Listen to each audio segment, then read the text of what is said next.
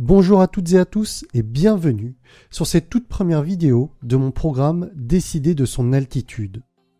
Vous n'imaginez probablement pas à quel point je suis content et excité de démarrer cette toute nouvelle aventure avec vous. Les choses que je vais vous présenter dans ce programme sont des choses que j'ai mises en place personnellement depuis quelques années.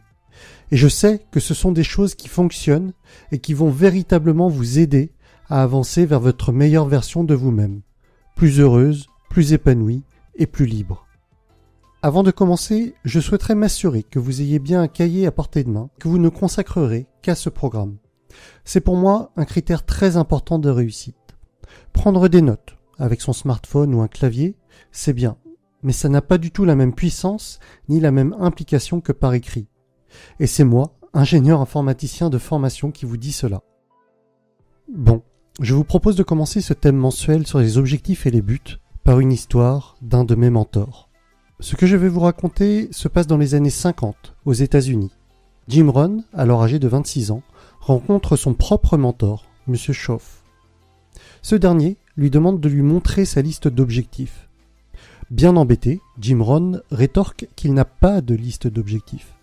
M. Schoff, le mentor, lui dit « Mon cher Jim, si tu n'as pas de liste d'objectifs, alors je parie que ton compte en banque ne dépasse pas quelques centaines de dollars. » Et effectivement, c'était vrai.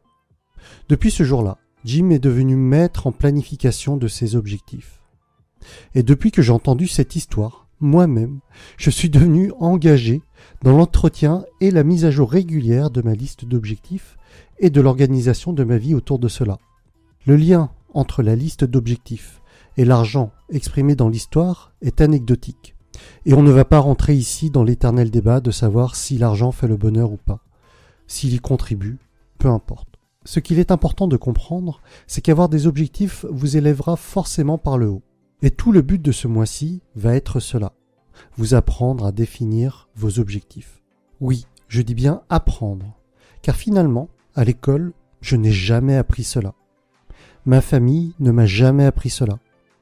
Dans le cadre du travail, j'ai bien des objectifs, mais avec le recul, ils ne sont pas forcément toujours pertinents, et en tout cas, personne ne m'a appris à définir mes objectifs de vie.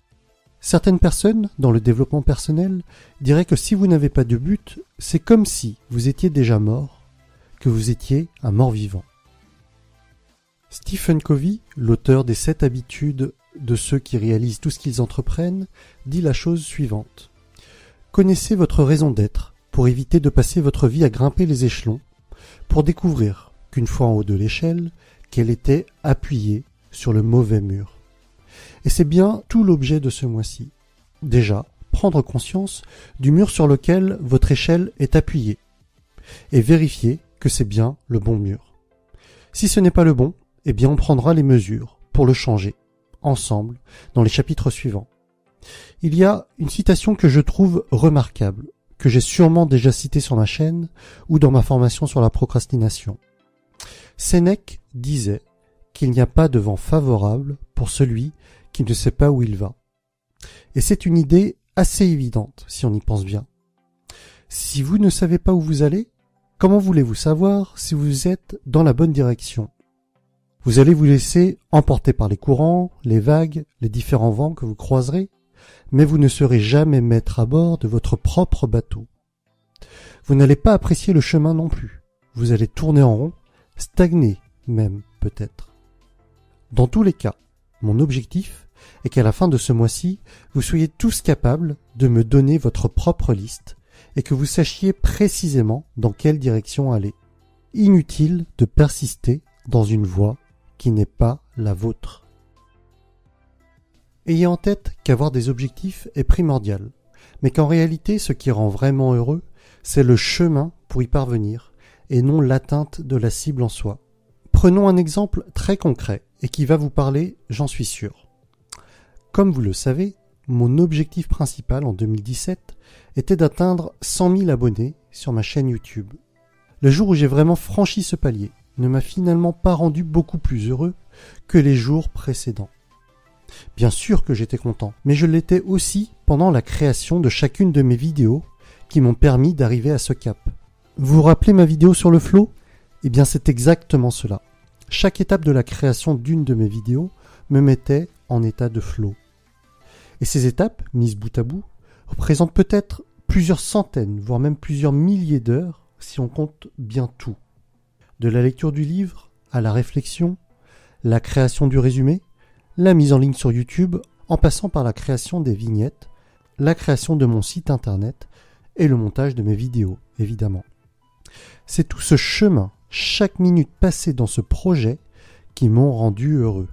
Plus que le passage des 100 000 abonnés en soi.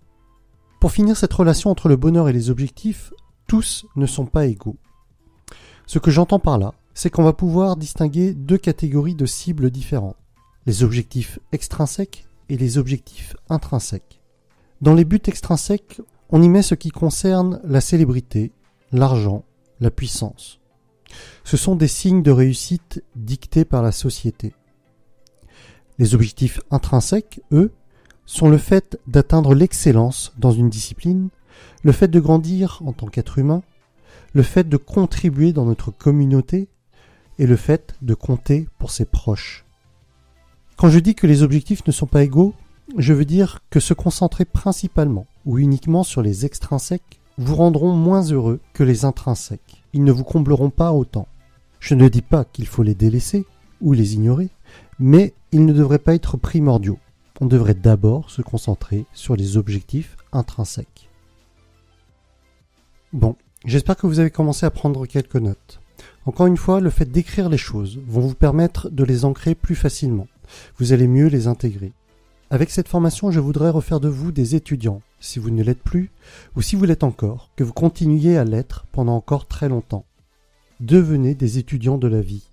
Apprenez et découvrez de nouvelles choses. Comme je vous l'ai déjà dit, le bonheur est dans l'évolution, la progression, et non la stagnation dans votre zone de confort. Et cela passe par l'apprentissage, entre autres. Soyez de véritables éponges, soyez curieux et absorbez tout ce qui vous intéresse. Tout ce qu'on a dit dans cette vidéo est finalement assez évident. Mais c'est incontournable. Mon objectif est que l'on construise ensemble des bases solides. Brian Tracy, l'auteur du livre Eat That Frog, annonce que moins de 3% de la population américaine écrit ses objectifs, et qu'en même temps, ceux qui les écrivent augmentent leurs chances de réussite de 44%. L'exercice que je vous propose cette semaine va être très simple dans son énoncé, et peut-être un peu moins dans sa réalisation. Dans votre cahier, écrivez les 50 choses que vous rêvez de devenir, de faire, d'avoir ou de vivre dans votre vie. C'est tout. Ne cherchez pas pour le moment à savoir si c'est de l'intrinsèque, de l'extrinsèque. Ne cherchez pas à savoir si c'est un projet long terme ou court terme, ou si vous êtes capable d'y arriver ou pas, que ce soit d'un point de vue financier ou dans vos capacités actuelles, physiques ou intellectuelles. Écrivez vraiment tout ce qui vous passe par la tête. Essayez de prendre 15 à 20 minutes et isolez-vous dans un endroit où vous ne serez pas dérangé pour faire cet exercice. Je compte sur vous pour le faire consciencieusement, car on réutilisera cette liste lors de la prochaine leçon. Comme je vous l'avais déjà dit, mon but est que l'on avance ensemble. Vous trouverez donc ci-dessous ma propre liste de 50 choses mises à jour dont je rêve dans ma vie.